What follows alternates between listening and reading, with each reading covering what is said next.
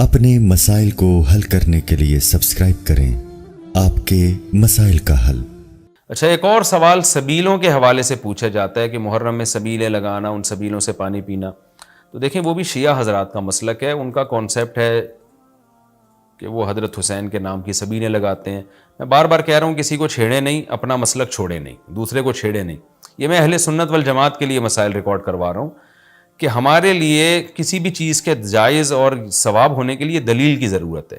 دلیل قرآن و سنت ہے، صحابہ ہیں۔ تو ہمیں نہ اہل بیت سے اس کا کوئی ثبوت ملتا ہے، نہ صحابہ سے، نہ قرآن و سنت سے کہ محرم میں صحابہ نے سبیلیں لگائیں۔ حضرت حسین رضی اللہ تعالیٰ عنہ کی شہادت کے بعد اہل بیت میں سے کسی نے سبیلیں لگائی ہوں یا انہوں نے سبیلیں لگانے کا حکم دیا ہو، کہیں بھی نہیں ملتا۔ یہ عمل بھی بدعت ہے، ناجائز ہے، اس سے اجتناب کریں۔ اور ایک عجیب بات ہے، کبھی آپ اس کو غم کا مہینہ کہتے ہیں اور کالے کپڑے پہنتے ہیں اور سبیلیں لگا کے لوگوں کو شربت پلا رہے ہیں، تو یہ تو خوشی کے موقع پہ ہوتا ہے نا، خوشی کے موقع پہ کھلایا پلایا جاتا ہے۔ تو یہ ایک کنفیوژن ہے کہ یہ خوشی منا رہے ہیں کہ غم منا رہے ہیں۔ تو کھلانا پلانا خوشیوں کے موقع پہ ہوتا ہے، تو اس لیے آپ ان چیزوں سے اجتناب کریں، نہ سبیل لگائیں، نہ اس پہ کھڑے ہو کر پانی پئیں۔ جو لگا کے بیٹھا ہے اس کو چھیڑے نہیں، آپ تنگ نہ کریں، وہ اس کا مسلک ہے، اس کو چھوڑ دیں۔ دنیا میں بہت سارے فرقے ہیں، کس کس کو آپ قابو میں کریں گے؟ ملک میں انارکی پھیلتی ہے، ملک میں فسادات ہوتے ہیں۔ کسی سے نفرت کرنے کی ضرورت نہیں ہے، کسی کو ٹاؤنٹنگ کرنے کی ضرورت نہیں ہے، طنز تانے کی ضرورت نہیں ہے۔ جو لگا کے بیٹھا ہوا ہے لگائے، جو پی رہا ہے اس کو پینے دیں، چھیڑے نہیں۔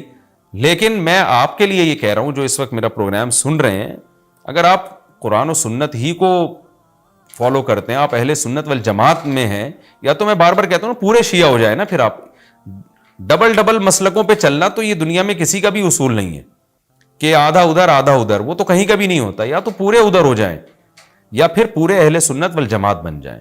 تو اہل سنت والجماعت کے ہاں یہ سبیلیں لگانا یہ جائز کام نہیں ہے، کیونکہ قرآن و سنت سے اس کا ثبوت نہیں ہے۔ لوگ کہتے ہیں کہ آدمی کسی کو شربت پلا رہا ہے، پانی پلا رہا ہے، تو پانی پلانا تو بڑا اچھا کام ہے۔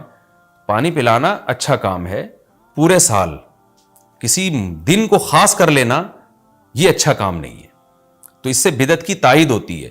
تو اگر کوئی پیاسا آپ کو نظر آتا ہے تو محرم میں ہو تو محرم میں بھی پلائیں، سفر میں ہو تو سفر میں بھی پلائیں۔ لیکن کوئی پیاسا نہیں ہے تو جیسے آپ پورے سال سبیلیں نہیں لگاتے تو محرم میں بھی نہ لگائیں آپ، کیونکہ اگر آپ پورے سال نہیں لگاتے، محرم میں لگا رہے ہیں، تو اس کی علامت ہے آپ اس مہینے کو سبیل کے حوالے سے خاص ویلیو دے رہے ہیں۔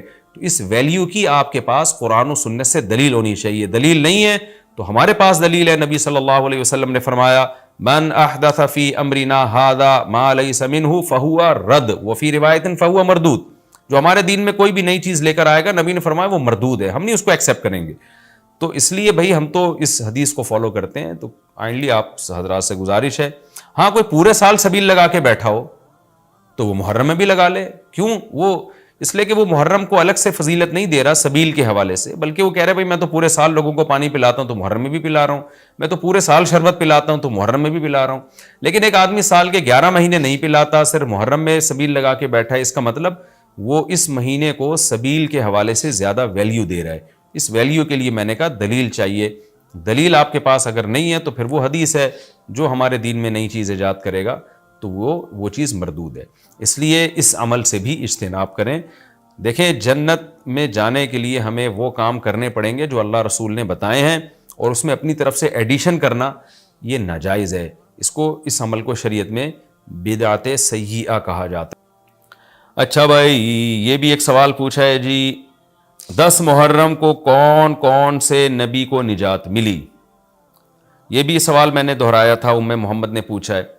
تو دیکھیں، اس بارے میں صرف ایک واقعہ مستند ہے، حضرت موسیٰ علیہ السلام کو فرعون سے نجات ملی۔ اس کے علاوہ 10 محرم کی طرف جتنے قصے منقول ہیں، ابراہیم علیہ السلام کو آگ میں ڈالا گیا، پھر آدم علیہ السلام دنیا میں آئے، یا اس دن قیامت آئے گی، یہ سب من گھڑت ہیں، ان کی کوئی حیثیت نہیں ہے، ان کو نہیں بیان کرنا چاہیے۔ یہ بھی سوال ہو گیا قیامت کیا محرم میں آئے گی؟ ایسا نہیں ہے، ہمیں نہیں پتا محرم میں آئے گی یا سفر میں آئے گی۔ سورہ طٰہٰ میں اللہ نے صاف طور پہ بتا دیا کہ اکاد اخفیھا لتجزیٰ کل نفس بما تسعیٰ، میں قیامت کے دن کو چھپا دوں گا۔ اللہ نے کسی کو نہیں بتایا کس دن آئے گی، وہ آئے گی تو اچانک آئے گی۔ اچانک وہی چیز ہوتی ہے جس کی ڈیٹ کا ہمیں علم نہیں ہوتا۔ لا تأتیکم الا بغتہ، قرآن کہتے ہیں اچانک آئے گی، تو اچانک کا مطلب اس کی ڈیٹ اللہ نے، اس کا سال، اس کا مہینہ اللہ نے ہمیں نہیں بتایا، تبھی تو اچانک آئے گی وہ. اچھا بھائی، عاشورہ کے روزے کی فضیلت جموں کشمیر سے پوچھا محمد اقبال نے، وہ میں نے آپ کے سامنے بیان کر دی. نبی صلی اللہ علیہ وسلم نے فرمایا 1 سال کے گناہوں کا کفارہ ہے. اچھا یہ بھی اسی میں پوچھتے ہیں کہ لوگ کہ 2 دن کے روزے ضروری ہیں یا 1 دن کا بھی روزہ رکھ سکتے ہیں. تو بعض علماء کی رائے یہ کہ اس زمانے میں 1 روزہ بھی جائز ہے، کیونکہ نبی صلی اللہ علیہ وسلم نے یہودیوں کی مشابہت کی وجہ سے حکم دیا تھا کہ 2 ملاؤ. اب یہودی یہ روزہ نہیں رکھتے، جو ہمیں جہاں تک نالج ہے، تو اب چونکہ وہ رکھتے ہی نہیں ہیں، لہذا اب 1 روزہ بھی اگر کوئی رکھ لے تو بھی ٹھیک ہے. 2 اچھا ہے، نہیں رکھا جاتا تو 1 بھی رکھ لے تو بھی امید ہے انشاءاللہ ثواب ملے گا. اچھا اس میں یہ بھی پوچھا ہے دسترخوان پہ، میں ابھی آ رہا ہوں، دسترخوان محرم میں وسیع کرنا کیسا ہے. لوگ وہ دسترخوان پہ کان لگا کے بیٹھے ہوئے ہوں گے، وہ دسترخوان کب آئے گا مارکیٹ میں. اچھا یہ بھی ایک سوال پوچھتے ہیں لوگ کہ جیسے بھائی نے پوچھا کہ 2 یعنی قضا روزے کی نیت کرنا، یہ راول پنڈی سے محمد اسماعیل نے پوچھا تھا. خوب سمجھ لیں، جن دنوں کا بھی کوئی فضیلت ہے نا روزہ رکھنے کی، جیسے پیر جمعرات کے روزے کی فضیلت ہے، ایام 20 کے روزے کی فضیلت ہے، اسی طرح 10 محرم کے روزے کی فضیلت ہے، اسی طرح 9 ذی الحجہ کے روزے کی فضیلت ہے. ان میں آپ قضا کی نیت نہیں کر سکتے. اگر قضا روزے کی نیت کی تو قضا روزے کا ثواب ملے گا، اس دن کے ثواب سے آپ محروم ہو جائیں گے. خوب سمجھ لیں، شوال کے 6 روزوں میں بھی ایسا ہی ہے. خواتین کیا کرتی ہیں، مینسز کی وجہ سے جو رمضان کے روزے چھوٹ گئے، انہوں نے کہا چلو شوال کے 6 روزے کی نیت بھی کر لو اور رمضان کی قضا روزے کی نیت بھی کر لو، تو گریوی میں دونوں کام ہو جائیں گے. تو ایسا نہیں ہے، ایک ہی ہوگا، یا تو قضا رکھیں یا نفل. اگر قضا روزے رکھے تو پھر وہ نفل کا ثواب نہیں ملے گا، نفل رکھے تو قضا کا ثواب نہیں ملے گا.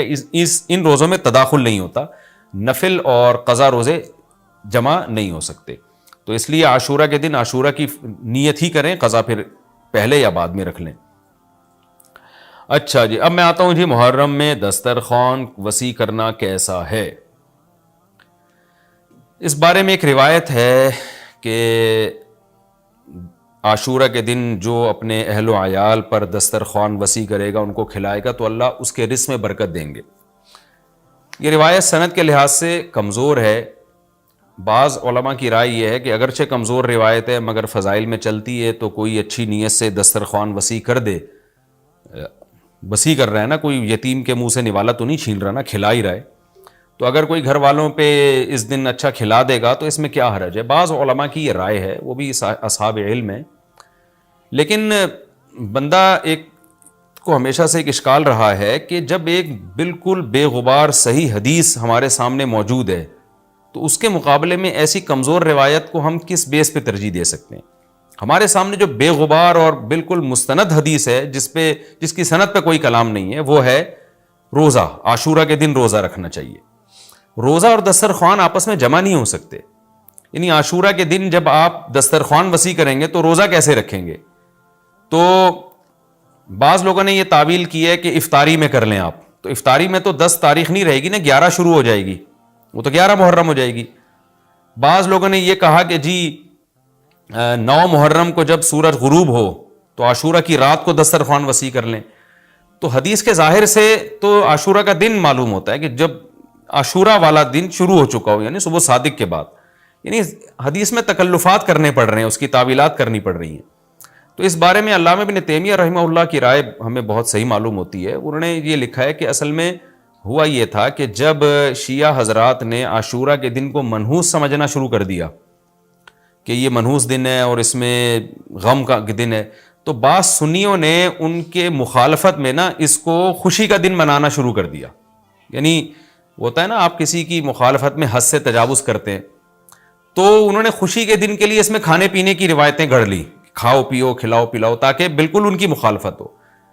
تو حقیقت یہی معلوم ہوتا ہے کہ چونکہ صحیح حدیث میں روزے کا تذکرہ ملتا ہے اور روزہ اور کھلانا پلانا جمع نہیں ہو سکتے. اگر یہ جو دوسری عاشورہ کے میں کھانا کھلانے والی حدیث بھی بالکل بے غبار اور مستند ہوتی نا، تو ہم دونوں کو جمع کر کے تعویلات کر لیتے کہ جی افطار میں کھلا دو اور سارا دن روزہ رکھو، یا نابالغ بچوں کو دن میں کھلا دو اور بڑوں کو روزہ رکھوا دو. تو ہم تعویلات کرتے اگر یہ اسی ٹکر کی حدیث ہوتی. لیکن یہ کمزور حدیث ہے، تو اس کو اتنی صحیح مستند روایت کے مقابلے میں ہم کیسے لا سکتے ہیں؟ تو وہ ابن تیمیہ رحمہ اللہ کی بات کافی معقول معلوم ہوتی ہے کہ بعض شامی لوگوں نے یہ روایت کو گڑھا ہے صرف شیعہ لوگوں کی دشمنی اور مخالفت میں کہ اس کو خوشی کا دن، تو عاشورہ کا دن تو نہ غم کا دن ہے نہ خوشی کا دن ہے، عبادت کا مقدس دن ضرور ہے، تو برکت کا دن ضرور ہے. تو اس لیے اس میں صحیح بات یہی معلوم ہوتی ہے کہ یہ کھلانا پلانا والا جو روایت ہے یہ ہمیں صحیح معلوم نہیں ہوتی.